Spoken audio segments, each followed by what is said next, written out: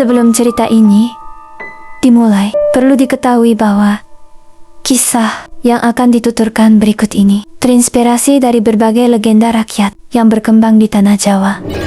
Kisah tentang boneka kayu, Wurianti, dan misteri di Alas Pamali telah menjadi bagian dari warisan lisan yang dijaga oleh masyarakat lereng Gunung Lawu. Cerita ini mengangkat tema tentang dendam, pengkhianatan, dan harga dari keserakahan manusia yang sering mengabaikan batas-batas leluhur. Melalui kisah-kisah Stro, Slamet, dan Bakaryo, pendengar diajak menyelami sisi gelap dari sebuah desa yang tampak tenang, namun menyimpan rahasia kelam di baliknya. Disarankan untuk menyimak kisah ini dalam suasana yang tenang dan hening, agar setiap detail dan suasana mencekam dapat dirasakan dengan lebih mendalam. Bagi yang memiliki riwayat mudah merasa takut atau mengalami gangguan tidur akibat cerita seram, dianjurkan untuk mendengarkan kisah ini pada waktu yang tepat dan nyaman. Selamat menyimak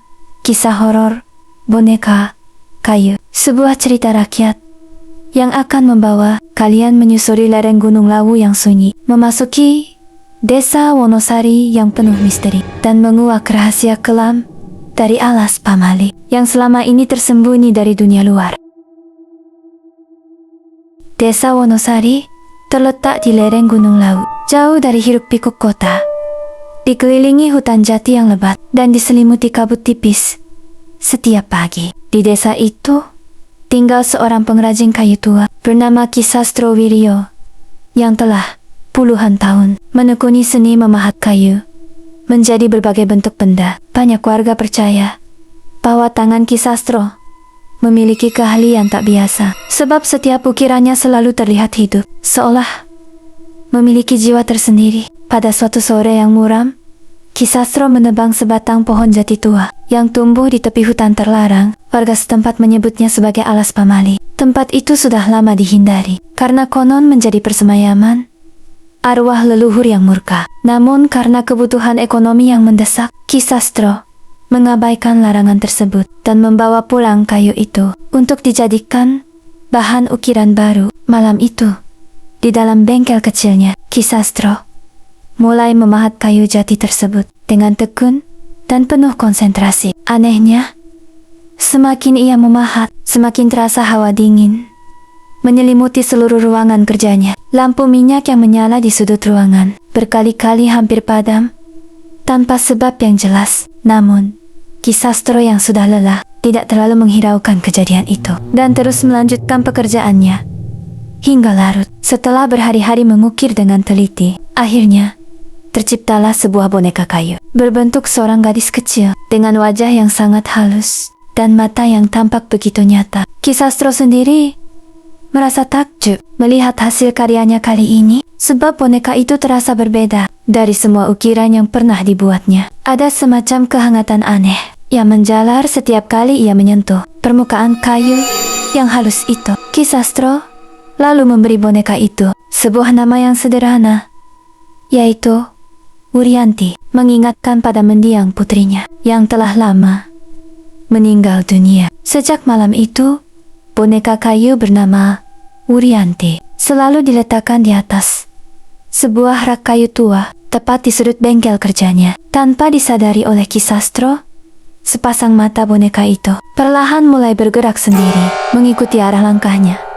Setiap kali ia berjalan, meninggalkan ruangan tersebut sendirian. Beberapa hari kemudian, cucu Ki Sastro yang bernama Slamet datang berkunjung ke rumah neneknya itu untuk membantu pekerjaan di bengkel. Begitu melihat boneka kayu Wurianti, Slamet merasakan sensasi aneh yang menyelinap, seolah ada sepasang mata yang terus mengawasi setiap gerakannya. Ia mencoba mengabaikan perasaan itu sambil meyakinkan dirinya sendiri bahwa itu hanyalah perasaan berlebihan dari seorang anak muda yang lelah. Namun ketika malam tiba dan seluruh penghuni rumah telah terlelap, terdengar suara halus dari arah bengkel berjalan perlahan di atas lantai kayu. Slamet yang masih terjaga merasakan bulu kuduknya meremang. Namun rasa penasaran membuatnya bangkit dan melangkah perlahan menuju bengkel untuk memastikan apa yang sebenarnya terjadi. Di balik pintu kayu yang setengah terbuka itu, Slamet melangkah pelan menuju bengkel dengan jantung yang berdebar kencang. Sementara udara malam terasa semakin dingin, menembus hingga ke tulang. Pintu kayu yang setengah terbuka itu berderak halus ketika ia mendorongnya, memperlihatkan ruangan gelap yang hanya diterangi oleh cahaya bulan dari jendela kecil. Slamet menahan napas sejenak sambil memandang ke arah rak kayu tua, tempat boneka Wurianti biasa diletakkan. Namun anehnya, rak kayu itu kini terlihat kosong, tanpa keberadaan boneka tersebut di sana. Slamet merasa bingung sekaligus cemas sebab ia masih ingat jelas melihat boneka itu pada sore hari. Ia melangkah lebih jauh ke dalam, memeriksa setiap sudut ruangan bengkel, namun tidak menemukan tanda apapun mengenai keberadaan boneka kayu itu. Tiba-tiba, pandangannya tertuju pada lantai. Tempat tampak serpihan serbuk kayu halus membentuk jejak kecil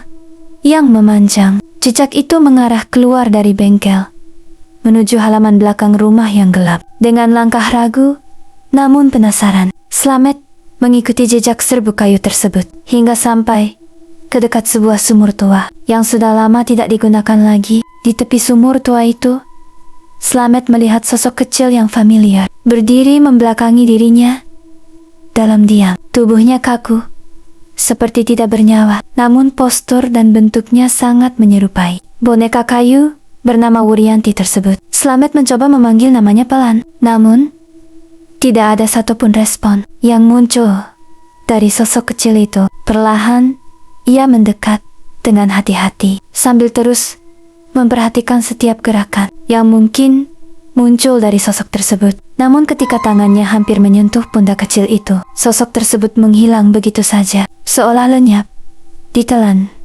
kegelapan malam. Slamet terdiam mematung di tempatnya dengan tubuh yang gemetar hebat, sementara pikirannya dipenuhi kebingungan dan ketakutan. Ia segera berbalik dan berlari menuju kamar neneknya yang terletak di bagian depan rumah tersebut. Namun, ketika tiba di depan kamar, Slamet justru menemukan pemandangan yang mengejutkan. Sebab, boneka kayu Wurianti kini sudah berada kembali di rak, seolah tidak pernah berpindah tempat sama sekali. Keesokan harinya, Slamet menceritakan kejadian semalam kepada Ki Sastro dengan suara bergetar. Namun, lelaki tua itu hanya tersenyum tipis sambil mengatakan bahwa hal semacam itu sering terjadi pada karya ukirannya yang memang selalu terasa istimewa. Ia tidak menunjukkan rasa khawatir sedikit pun, meski jauh di dalam hatinya tersimpan kegelisahan yang tidak ia ungkapkan kepada cucunya yang masih muda itu.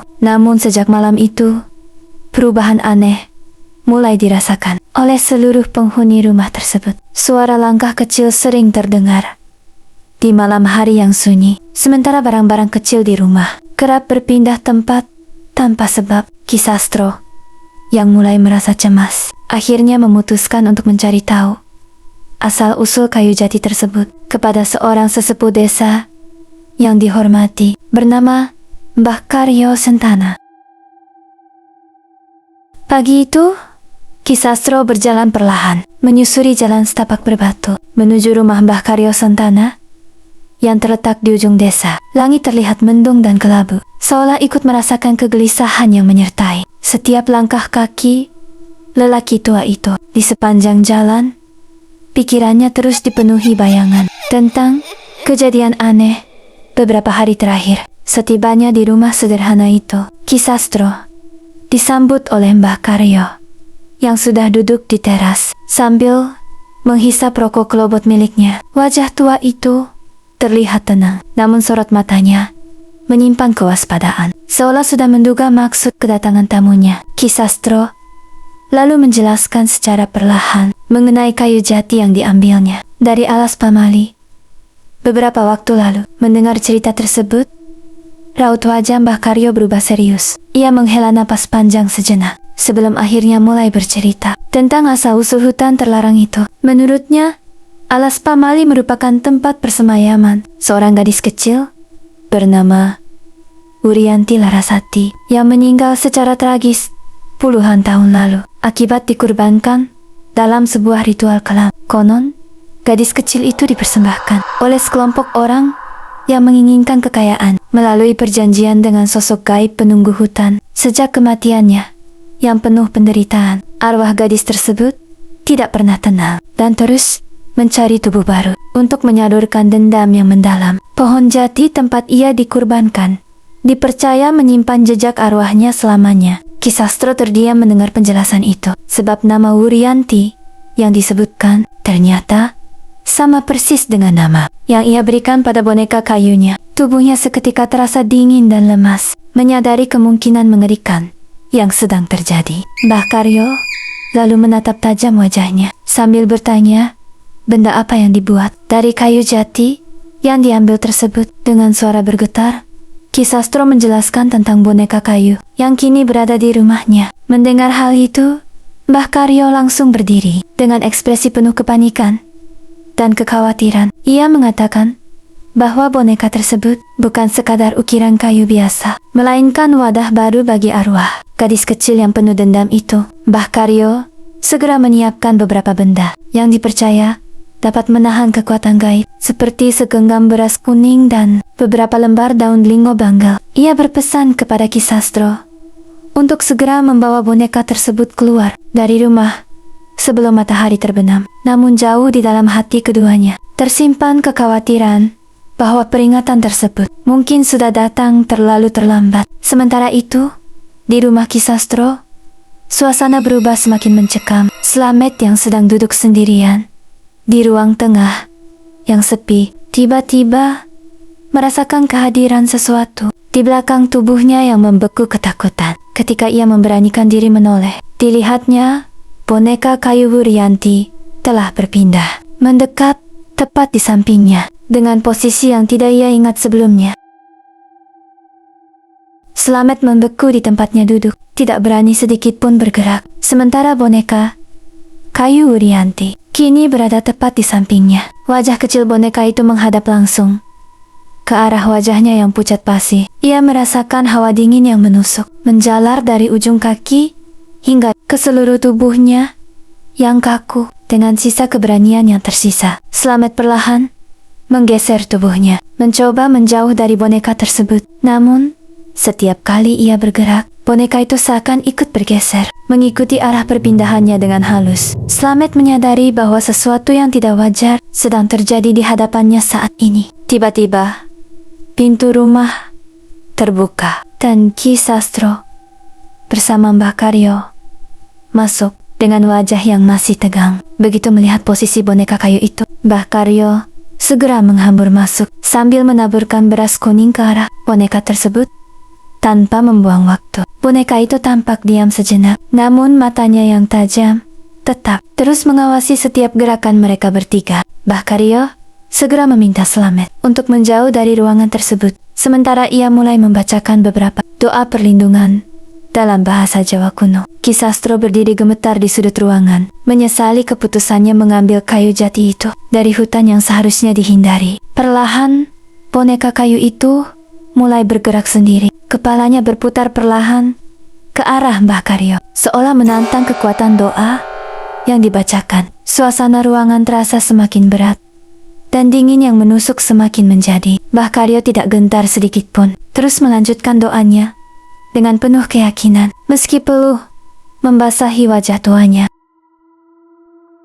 Boneka kayu itu mulai mengangkat tangannya perlahan, sementara matanya yang gelap berkilat memantulkan cahaya lilin di ruangan. Mbah Karyo terus membacakan mantra perlindungan. Suaranya semakin keras dan tegas, mencoba menahan kekuatan yang bangkit. Ki Sastro yang berdiri di sudut hanya bisa menyaksikan dengan tubuh gemetar. Tiba-tiba, angin kencang berhembus masuk melalui jendela yang tertutup rapat, membuat api lilin bergoyang liar. Boneka kayu itu perlahan turun dari rak. Kakinya yang kecil menyentuh lantai kayu dengan gerakan yang kaku namun pasti. Slamet yang mengintip dari balik pintu merasakan tubuhnya semakin lemas, dipenuhi ketakutan. Mbah Karyo segera mengambil segenggam beras kuning dan melemparkannya tepat ke arah boneka itu. Untuk sesaat, boneka kayu tersebut berhenti bergerak, seolah tertahan oleh kekuatan benda tersebut. Namun tak lama kemudian,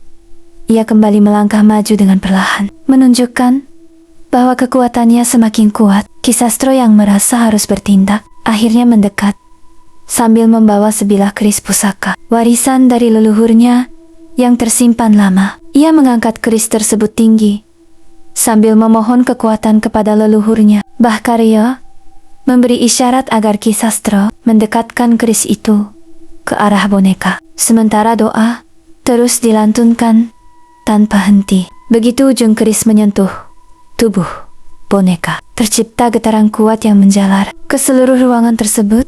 Secara tiba-tiba, boneka kayu itu mulai bergetar hebat, seolah menahan rasa sakit yang luar biasa. Mata kecilnya yang gelap berubah merah, menatap tajam ke arah Kisastro. Bahkaryo memperingatkan agar tidak melepaskan keris itu. Apapun yang terjadi selanjutnya nanti, Kisastro menggenggam erat senjata pusaka tersebut. Meski tangannya terasa semakin lemah, perlahan, sosok bayangan hitam mulai muncul di belakang boneka kayu yang bergetar, menampakkan wujud samar seorang gadis kecil yang wajahnya dipenuhi kesedihan dan amarah mendalam.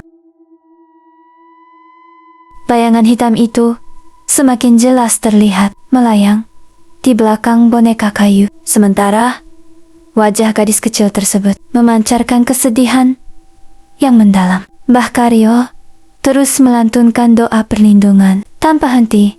Meski tubuhnya mulai lemas, Kisastro tetap menggenggam keris pusaka itu dengan seluruh kekuatan yang tersisa. Tiba-tiba, bayangan hitam itu menjerit tanpa suara. Tubuhnya meliuk-liuk, penuh kemarahan. Sementara boneka kayu di hadapannya bergetar semakin hebat. Slamet yang masih mengintip dari pintu melihat retakan kecil mulai muncul di permukaan kayu boneka tersebut. Retakan itu menyebar perlahan, seperti luka yang terbuka lebar. Bahkaryo memberitahu Kisastro bahwa inilah saat yang tepat untuk menanamkan keris itu lebih dalam ke tubuh boneka kayu tersebut. Dengan tangan bergetar, namun penuh tekad, Kisastro mendorong keris pusaka itu semakin masuk ke dalam kayu. Bayangan hitam di belakang boneka semakin meronta dengan kuat. Cahaya keris pusaka tiba-tiba berpendar, memancarkan sinar kebiruan yang terang, menyinari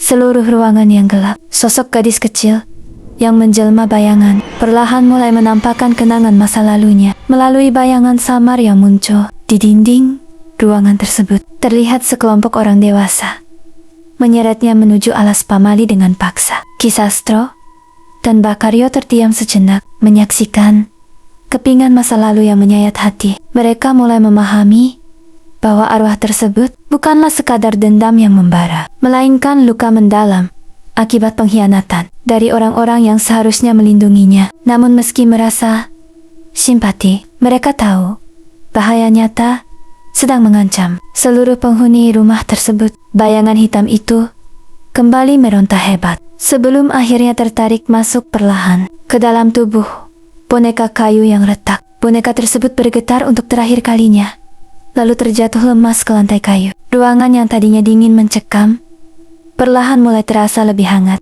Namun ketenangan itu hanya berlangsung sesaat sebelum sebuah kejadian baru yang mengejutkan kembali mengguncang seisi rumah tersebut. Ruangan yang sempat terasa hangat kembali berubah dingin secara mendadak ketika sebuah bayangan baru muncul dari arah sumur tua di belakang rumah. Bayangan itu lebih besar dan gelap dibandingkan sosok gadis kecil sebelumnya. Bahkaryo yang masih terduduk lemas langsung merasakan kehadiran kekuatan lain yang jauh lebih tua dan kelam. Kisastro yang masih memegang keris pusaka menyadari bahwa boneka kayu Wurianti hanyalah perantara dari kekuatan yang lebih besar. Bayangan gelap itu perlahan mendekat, melewati dinding rumah seolah tanpa hambatan. Wujudnya menyerupai sosok lelaki tinggi, dengan mata yang memancarkan cahaya merah pekat. Bahkaryo segera teringat akan cerita lama mengenai sosok penunggu alas pamali yang dahulu menerima persembahan gadis kecil itu. Sosok tersebut bukanlah arwah biasa, melainkan entitas kuno yang telah lama bersemayam di hutan terlarang tersebut. Selama ini, Wurianti hanyalah korban yang terikat oleh perjanjian kelam itu. Slamet yang masih bersembunyi di balik pintu, melihat sosok gelap itu, mulai berbicara. Melalui bisikannya menggetarkan dinding rumah. Ia menuntut agar tubuh boneka kayu dikembalikan kepadanya sebagai bagian dari perjanjian lama. Ki Sastro yang merasa harus melindungi keluarganya menggenggam keris pusaka semakin erat. Bhakario bangkit dengan sisa tenaga yang ada, lalu mengambil segenggam tanah kuburan yang selalu dibawanya sebagai jimat pelindung. Ia menaburkan tanah tersebut membentuk lingkaran mengelilingi tubuh boneka kayu yang terjatuh. Sosok gelap itu tampak marah dan meronta ketika lingkaran pelindung tersebut mulai terbentuk sempurna. Tiba-tiba suhu ruangan turun drastis. Sementara cahaya lilin mulai meredup satu persatu. Ki Sastro merasakan tubuhnya semakin lemah, namun ia tetap berusaha berdiri tegak demi melindungi cucu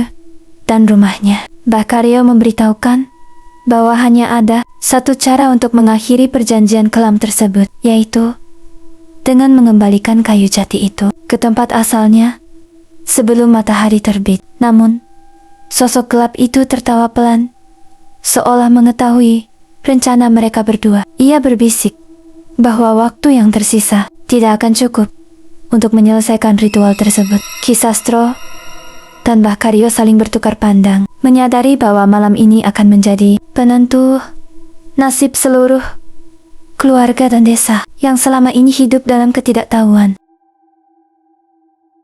Malam semakin gelap dan dingin, sementara sosok bayangan kelam itu terus mendesak dari balik lingkaran tanah. Ki Sastro menatap keris pusaka di tangannya, lalu menatap boneka kayu Wuryanti yang masih terbaring lemah di lantai. Sebuah ide muncul dalam benaknya. Meski penuh risiko bagi dirinya sendiri, ia teringat bahwa keris pusaka itu diwariskan leluhurnya untuk melindungi keturunan dengan syarat pengorbanan dari pemiliknya sendiri. Ki Sastro segera mengiris sedikit telapak tangannya, membiarkan darahnya menetes ke atas ukiran boneka kayu yang retak tersebut. Bhakario terkejut melihat tindakan nekat itu, namun menyadari bahwa hanya cara tersebut dapat memutus perjanjian kelam yang mengikat. Darah Ki Sastro meresap ke dalam kayu, membuat retakan pada boneka tersebut semakin melebar. Sosok gadis kecil bernama Wuryanti perlahan muncul kembali, kali ini dengan wajah yang lebih tenang. Bayangan kelam yang lebih besar itu meraung marah melihat kejadian tersebut. Bhakario dengan cepat melanjutkan doanya sambil memerintahkan Ki Sastro untuk segera melemparkan boneka kayu itu ke dalam